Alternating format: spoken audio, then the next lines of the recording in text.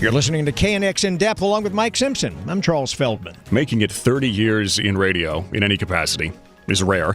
30 years as the host of a consistently really good rating morning show in L.A., that is unheard of. And yet, that is what Bean Baxter, co-host of Kevin and Bean on KROQ, has pulled off. Tomorrow night, Kevin and Bean play host to April Foolishness. It's their annual comedy show, Microsoft Theater. Features the likes of Ray Romano, Felipe Esparza, Greg Fitzsimmons. And the April Foolishness show will have special meaning this year because it will be the last for Bean Baxter as he departs the host seat in the Kevin and Bean show, something he has been doing since 1990 or 89. Was it 90? January 2nd, 1990 was the first 90. Kevin and Bean morning show on KROQ. So we're coming up on 30 years. So as you can tell, Bean is here in the studio Hey, boys. with us. Hey, so here's the first thing I want to know. So you've been doing this since 1990. Presumably you've got a lot of, you certainly have a lot of fame, presumably a lot of fortune. Mike and I think we shared a cupcake earlier. What have you been doing right? We found it on the table in the break room. Right. So what have you been doing right? I don't know. Nobody can explain success. We've been really, really lucky. First of all, we work on a great radio station. I mean, KROQ was a legendary radio station before we got here. How much could we screw it up?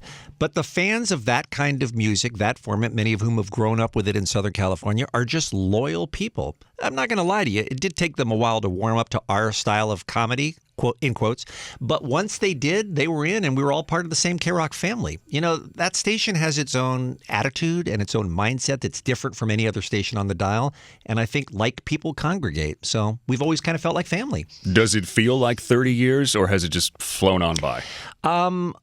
It really has flown on by. It's hard to believe. I mean, when Kevin and I started the job, we decided we wanted to do a show together. I was living in San Francisco at the time. He was living in Arizona at the time, but we were friends. And we said, let's put together a tape and see if we can get a morning show. Because it looks like that's where the fun is the people doing the morning show, they get to do the traveling and they get the fun guests.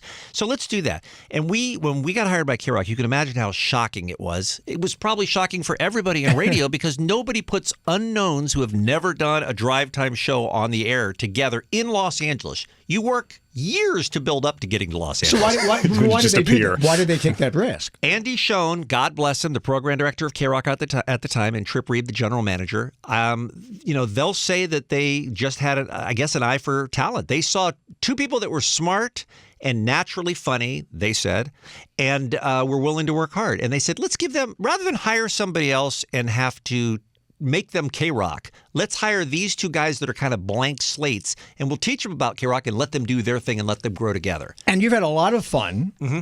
So why end it? I mean, you're doing well. You're well known, like I said. You're making a couple of bucks. Right. Why end it now? I've been asked that question a lot. You think I'd have a ready answer for you. It's a conversation that comes up with my wife every time contract renewal comes around because she and I have been discussing moving to Europe for a long time. So contract will end and she'll say, is now the time to go? And I'll go, I think I got one more in me. How about now? Maybe not yet. And I guess I just kind of wanted to wait till I got the feeling, and 30 years has something to do with it. It's a nice round number. I'm a little bit autistic, and there's something appealing to me about that.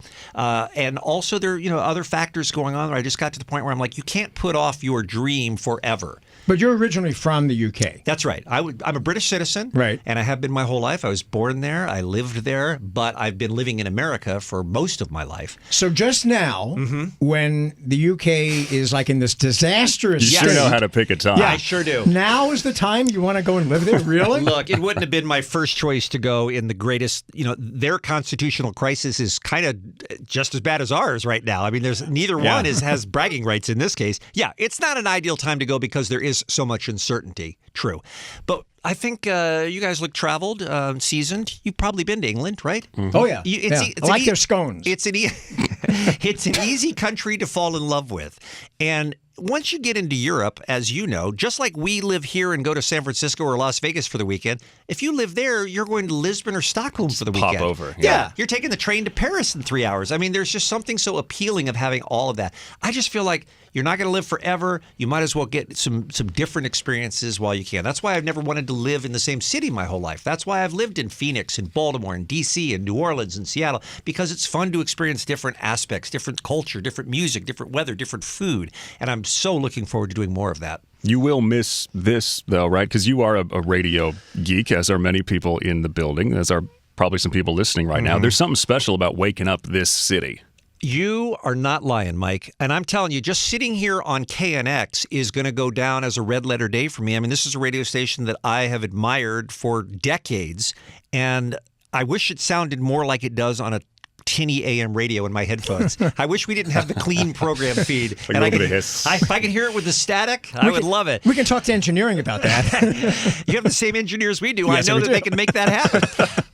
But you're absolutely right. engineering. And I should also say this. My hope is not to retire. It's not like I've gotten to a point where he doesn't want to be on the radio anymore. He's hanging up his headphones. That's not the case. I plan to still work. I hope to get work over there. I know I have some obstacles against me to get hired in Britain, but I'm going to try. I mean, whatever last day I have at KROQ, I hope I'm not signing off from my career, because I feel like I know that I still enjoy it, and I think I have something to offer an employer, and I'm hoping to find something. Kevin and Bean have been the voices and faces of KROQ for 30 years, and in that 30 years, they've stared down the likes of Mark and Brian, Howard Stern, Carson Daly, among many, many others, and they've kept their jobs, not to mention weathering several controversies of their own making. Whoops. Just Hold let on. that one settle Is for a it little. controversy time?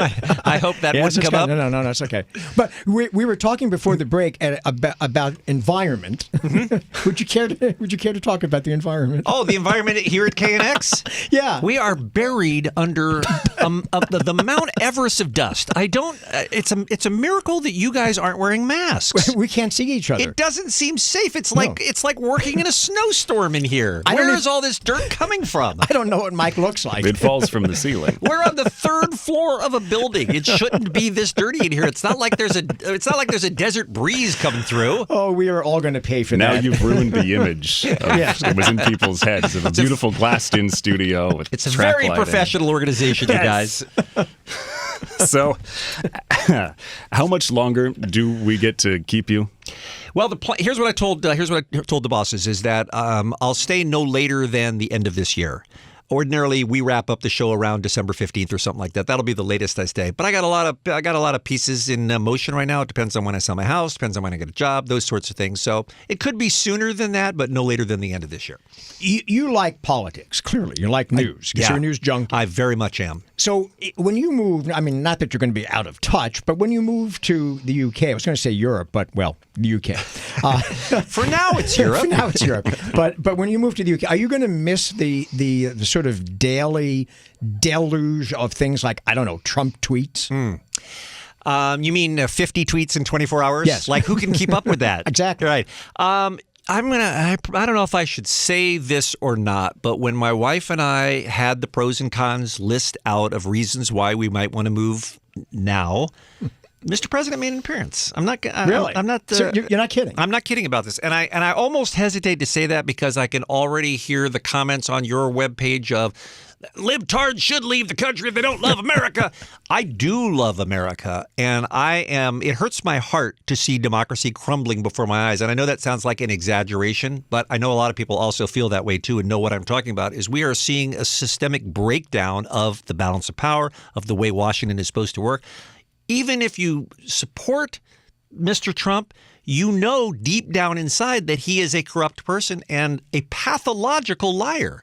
And it's mind-blowing to me that there aren't more people who are willing to put partisanship aside and be patriots. Address your emails to Bean Baxter. I know. Again, I understand that not everybody feels that way. Kevin and Bean Show on Twitter. And I respect your opinion. If you disagree, you're certainly entitled to. It's one of the many great things about America. But I do feel that there are a lot of people out there who can't feel great about not stepping up and saying something. Now, let me also add to that.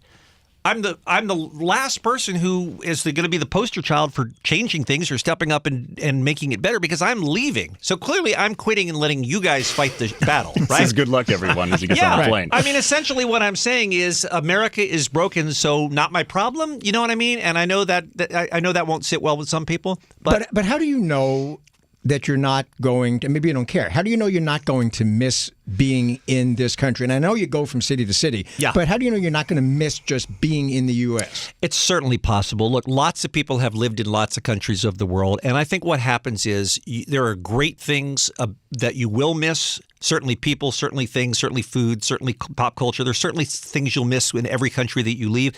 But you also are gaining a whole new set of experiences in the other country. I don't think any place in this world is perfect. I think there's going to be pluses and negatives to living in Britain. I really do. I mean, there's some things I'm excited about that I know about going there, like having, universal health care, for instance, is something I'm excited about as a British citizen, for instance. I'm certainly going to miss America. Of course. I've lived most of my life here. And I also know that the situation in Washington right now is a temporary one. At least the one thing we know is the worst it can be is another 6.5 years, and then we're going to move on. And America has survived a lot of bad presidents, and you could arguably say a lot of presidents even worse than this one. You look at your Warren G. Hardings of the world, and you go, okay, we survived that. We've lived through depressions. America's going to come back. But it's also not a guarantee that it's not going to be fundamentally changed or broken. I mean, you saw what Joe Biden just said yesterday as another administration like the one we're going through right now. I don't know that, I think paraphrasing him, he says, I don't know that we don't do long-term damage. And I'm really, really afraid of that.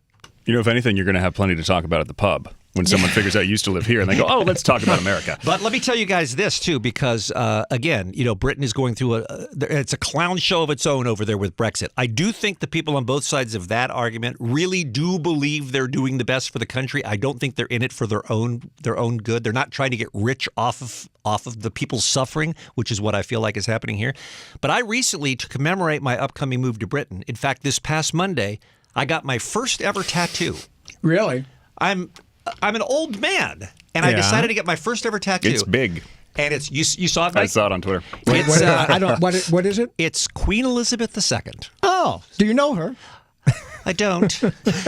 He's hoping to meet her. And I'll tell you this, when I talked to my friends and family in Britain, I thought they would think it was so charming. None of them are royalists. They were all like, "How can you? You did what? All they do is take my money. All they do is live off of the people." I mean, we have problems with our leaders here. They have problems with their leaders there, too. I think that's a universal, is you always have some problems with whoever's in power. Bean Baxter, co-host Kevin and Bean. Thanks for coming in. Thank you. My pleasure. I really enjoyed it, guys.